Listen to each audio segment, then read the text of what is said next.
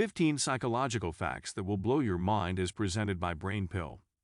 Psychology is the study of the mind and behavior research, which has been going on for decades and will continue in the future to try to understand why we are the way we are.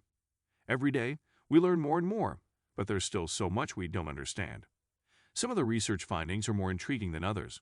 Did you know that using punctuation in your text messages makes you appear untrustworthy? Buckle up, because you're about to embark on a wild psychological journey. Some of the traits you notice in yourself or others may be explained or confirmed by the following college facts. Number 1. If we have a backup strategy in place, our primary strategy is more likely to fail. Scientists at the University of Pennsylvania studied how volunteers performed on a task and discovered that those who thought about a backup plan did worse than those who didn't.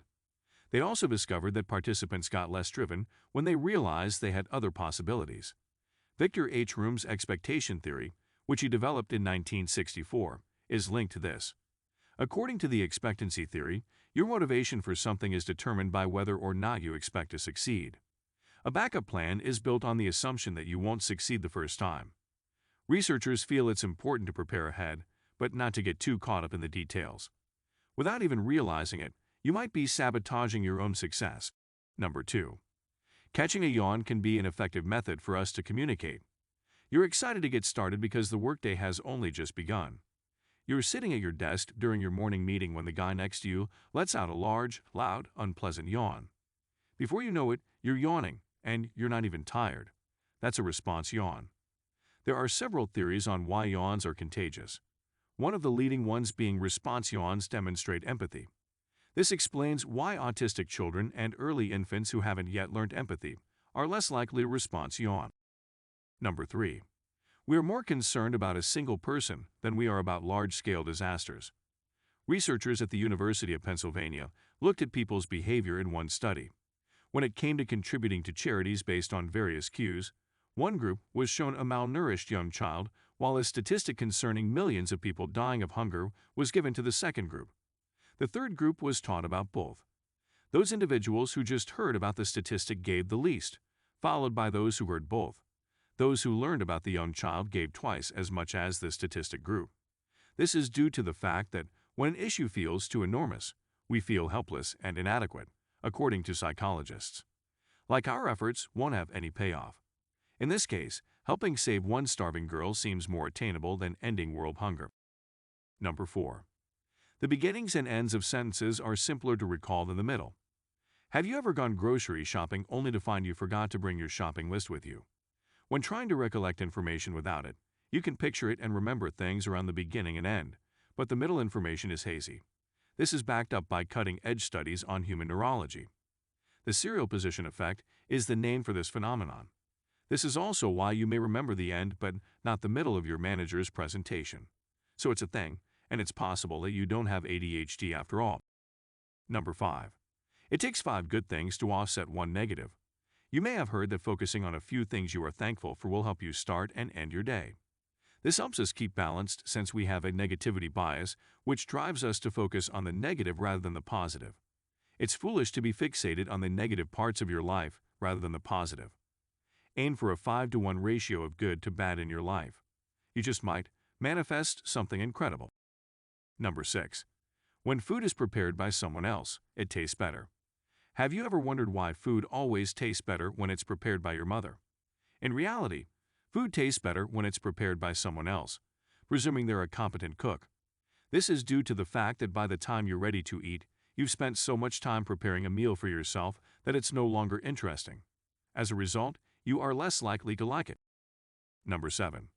We'd rather know something unpleasant is on the way than have no idea what to anticipate. When someone says, "We need to talk," do you get a sinking feeling in your stomach? Your mind is suddenly flooded with a million diverse, negative possibilities. If it's a romantic relationship, you'd probably prefer if they broke up with you right away. If it's your boss, you want to be fired right away. Researchers have discovered that knowing something unpleasant is likely to happen is preferable than uncertainty. This is because our brain goes into overdrive when we don't know what to expect and tries to forecast all possible outcomes, both good and negative. Number 8. When one rule appears to be too harsh, we feel compelled to break several. In the psychological phenomena called reactance, people prefer to break more laws when they believe that particular freedoms are being restricted in order to reclaim the freedom that they believe is being taken away. When grounded, teenagers may not only sneak away, but they may also engage in other harmful behaviors as a type of reactance. Number 9. There's a reason we want to squeeze cute objects, puppies and infants. Don't you simply want to love them, squeeze them, and cuddle with them? While this appears to be a natural behavior, it is known as cute aggressiveness. According to an article published in Frontiers and Behavioral Neuroscience, the notion behind cute aggression is that when we are filled with good sensations, such as those prompted by a gorgeous puppy or newborn, a small bit of hostility balances out those overpowering feelings so that we do not injure innocent little things. Number 10.